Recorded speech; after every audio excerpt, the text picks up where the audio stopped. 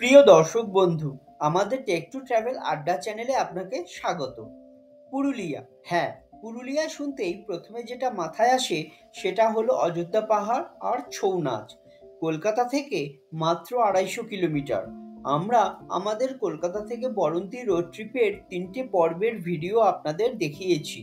যদি না দেখে থাকেন তাহলে অবশ্যই একবার দেখে নেবার অনুরোধ রইল। সব এপিসোডগুলোর লিংক আমি আই বাটনে দিয়ে দিলাম। ভিডিওগুলো ভালো লাগলে কিন্তু শেয়ার করতে ভুলবেন না। অবশ্যই চ্যানেলটি সাবস্ক্রাইব করবেন আর কমেন্টে আমাদের জানাবেন আপনাদের মতামত।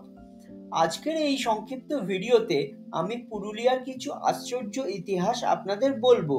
পুরুলিয়া মানেই অযোধ্যা পাহাড়, লাল পলাশ, ছৌ নাচ, গড়পঞ্চকোট, বরন্তি লেক, বাঘমুন্ডি পাহাড়, বামনি ফলস, জয়চণ্ডী পাহাড় ও আরও অনেক কিছু। সামনেই বসন্তকাল, কয়েকদিনের ছুটি নিয়ে ঘুরে আসতেই পারেন এই লাল পলাশের দেশ পুরুলিয়ায়।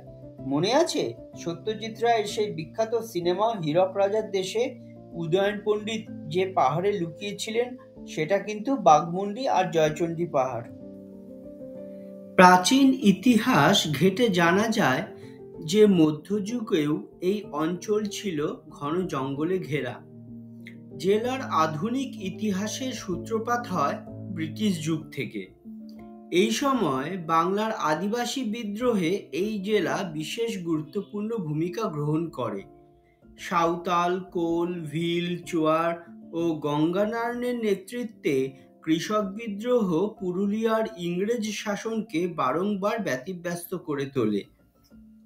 1765 সালে east India company Bangla, Bihar, উড়িষ্যার দেওয়ানি লাভ করলেও অরণ্যসংকুল পুরুলিয়া অঞ্চলটি জয় করতে ইংরেজদের যথেষ্টই বেগ পেতে হয়।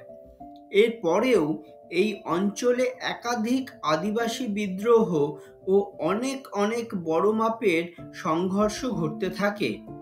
প্রশাসনিক কাজে সুবিধার জন্য 1805 সালে মানভূম সহ 23টি পরগনা ও মহল নিয়ে গঠিত হয় জঙ্গলমহল জেলা। কিন্তু রাজনৈতিক অস্থিরতায় অতিষ্ঠ হয়ে ইংরেজ কর্তৃপক্ষ 1833 সালে এই জেলা ভেঙে মানভূম জেলা গঠন করে। মানভূম জেলার সদর হয় মানবাজার। বর্তমান বর্ধমান ও বাঁকুড়া জেলা দুটির একটি বৃহৎ সেই সময় মানভূম জেলারই অন্তর্গত ছিল। সেই সময় থেকেই পুরুলিয়া গ্রামটি ধীরে ধীরে শহরে পরিণত হতে থাকে। বাংলা ভাষা আন্দোলনের মধ্যে দিয়ে 1956 সালে পূর্বতন বিহার রাজ্যের মানভূম জেলার সদর মহকুমাটি পুরুলিয়া জেলা নামে পশ্চিমবঙ্গের অন্তর্ভুক্ত হয়। সেই থেকেই এই জেলা পশ্চিমবঙ্গেরই অঙ্গ। এবার বলি এই জেলার সংস্কৃতি ও কালচার সম্পর্কে কিছু কথা। পুরুলিয়ায় রয়েছে সমৃদ্ধ সাংস্কৃতিক ঐতিহ্য। এটি বাংলা, ঝাড়খণ্ড ও উড়িষ্যার মিশ্র সংস্কৃতি রয়েছে, কারণ এটি বিভিন্ন সময়ের জন্য এই অঞ্চলগুলির একটি অংশ ছিল।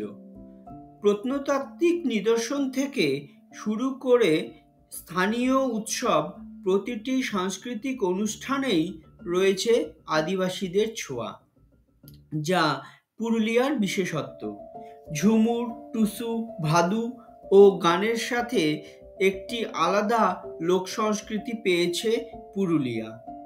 এটি বাংলার ছৌয়ের একটি মার্শাল নৃত্যের জন্মস্থানও কিন্তু।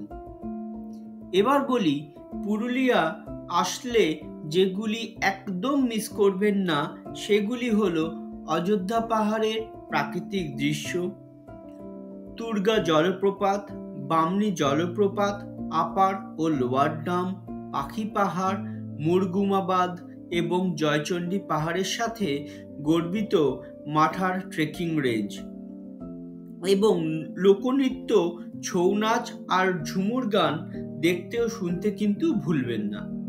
তাহলে আর দেরি কেন, আজই প্ল্যান করে ফেলুন। সামনেই কিন্তু বসন্তকাল, লাল পলাশে রাঙিয়ে যাবে গোটা পুরুলিয়া। সেই অপরূপ সৌন্দর্য দেখতে হলে অন্তত একটি বারের মতন আপনাকে আসতেই হবে এই পুরুলিয়ায়। আর যারা ইতিমধ্যে এসেছেন তাদের অভিজ্ঞতা আমার সাথে শেয়ার করতে কিন্তু ভুলবেন না। এই ছোট ইনফরমেটিভ ভিডিওটি আপনার কেমন লাগলো তা কিন্তু অবশ্যই আমাকে কমেন্টে জানাবেন। আপনাদের কমেন্ট পেলে আমারও ভালো লাগবে এবং আগামী দিনে এরকম আরও অনেক ভিডিও বানাতে আমাকে অনুপ্রেরণা যোগাবে। আর হ্যাঁ, ভিডিওটা ভালো লাগলে কিন্তু অবশ্যই লাইক, শেয়ার ও সাবস্ক্রাইব করতে ভুলবেন না। তাহলে আজকের মতো বিদায় জানাচ্ছি। ভালো থাকবেন, সঙ্গে থাকবেন।